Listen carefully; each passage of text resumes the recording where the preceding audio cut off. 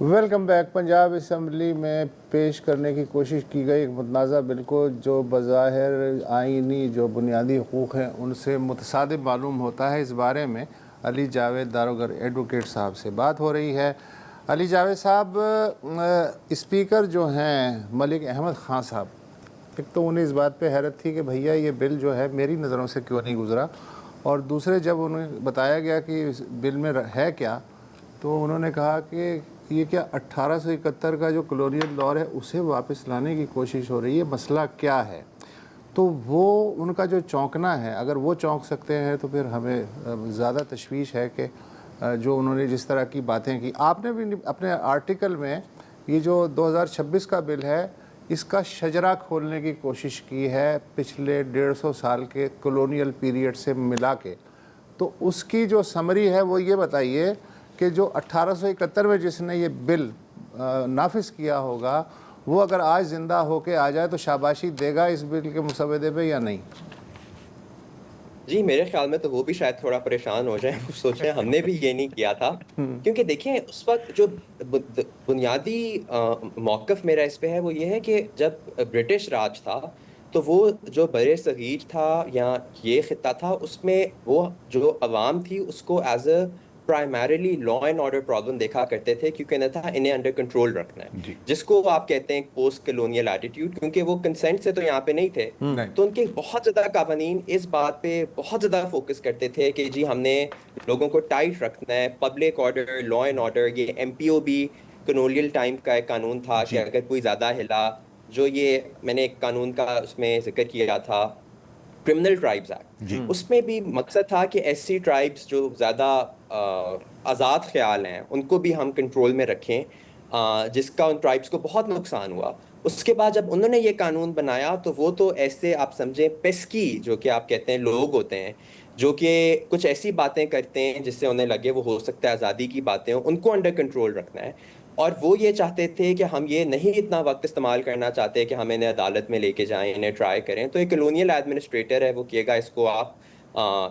this person has to be taken to task، اس کو پکڑ لیں گے۔ لیکن ان کا بنیادی مقصد یہ تھا کہ وہ ایک آکوپائنگ فورس تھے، وہ اب ایک جو ہوتا ہے نا does the means justify the ends، تو ان کو اس بات کا بالکل خیال نہیں تھا۔ ان کے قوانین ہمیشہ جو یو کے تھا اس کے لیے مختلف تھے اور اس خطے کے لیے مختلف تھے، کیونکہ ان کا جو فوکس تھا وہ لا اینڈ آرڈر پہ تھا کہ ہمیں کوئی اس طرح کا مسئلہ قابو کرنا۔ اب جب سے ہماری انڈیپینڈنس ہوئی ہے تو اس میں جو براڈر پوائنٹ ہے وہ یہ ہے کہ دیکھیں بیوروکریسی تو مطلب وہی ہے، ان کے گھر بھی وہی ہیں، ان کے ٹائٹلز بھی وہی ہیں، اور ایک طرح سے ابھی بھی ہم فخر لیتے ہیں یہ جو ادارے ہیں وہ اپنی ہسٹری جو ہے وہ پوسٹ 1947 ٹریس نہیں کرتے، اور اس میں آپ کو وکیل ہونے کے بنا پہ کہہ سکتا ہوں کہ اگر آپ ہائی کورٹ میں جائیں تو وہاں پہ جتنے بھی آنریبل چیف جسٹسز ہیں ان کی تصویریں لگی ہوئی ہیں، اور وہ جو تصویریں ہیں وہ پری 1947 بھی جتنے بھی لاہور ہائی کورٹ کی چیف جسٹسز ہیں ان کی لگی ہوئی ہیں، because there is this sense کہ یہ کنٹینیوٹی ہے ہماری۔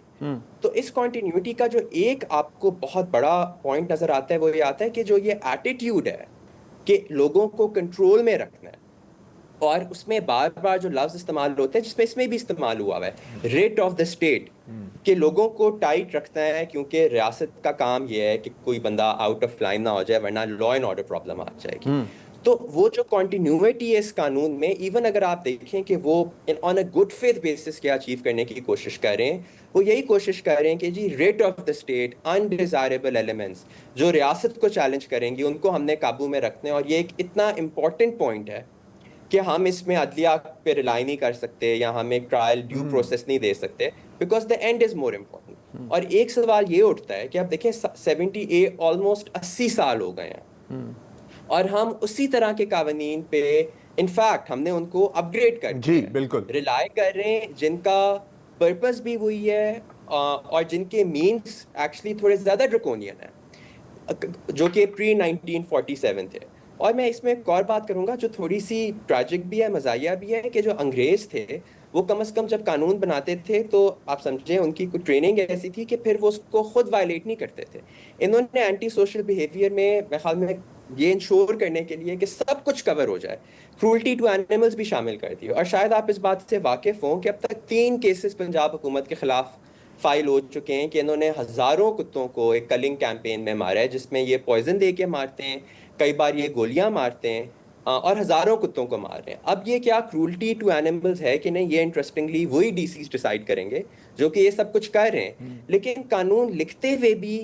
ایک چیز ہوتی ہے کہ میں جس چیز کو ایک جرم بنا رہا ہوں،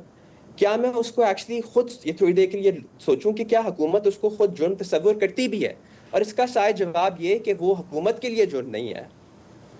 لیکن وہ ایک عام شہری کے لیے جرم ہے، کیونکہ وہی پھر ایک ڈسٹنکشن آ جاتی ہے. ٹھیک ہے. تو یہ جو رویہ ہے، یہ اب سوال جو تھا یہ برٹش کا تھا، لیکن I think I would say کہ وہ ان میں کوئی ایسا منافقت نہیں تھی. ان کو بہت کلیئرلی پتا تھا ہم کس پرپس کے لیے یہاں پہ ہیں. لیکن جو ہماری بیوروکریسی اور ہماری ریاست ہے، ان کو اس چیز سے نکلنا ہوگا. اور اس میں مطلب اور بھی بہت ہم نے دیکھا ہے کہ جو نو ڈاؤٹ، ٹھیک ہے، نو ڈاؤٹ نہیں. I mean اس پہ تو ہم پتہ نہیں، میرا خیال ہے کہ کئی گھنٹوں تک اس بہت کچھ کور کر لیا، بہت ہو سکتی ہے. لیکن علی جاوید داروگر صاحب، آپ کا بہت بہت شکریہ. That was very well explained. Bottom line یہ ہے کہ گورے چلے گئے لیکن راج ابھی بھی راج ہی ہے. کیوں؟ وہ بقول غالب کے کہ پہلے گورے کی قید میں تھا، اب میں کالے کی قید میں ہوں. کیوں یہ ایسا ہی؟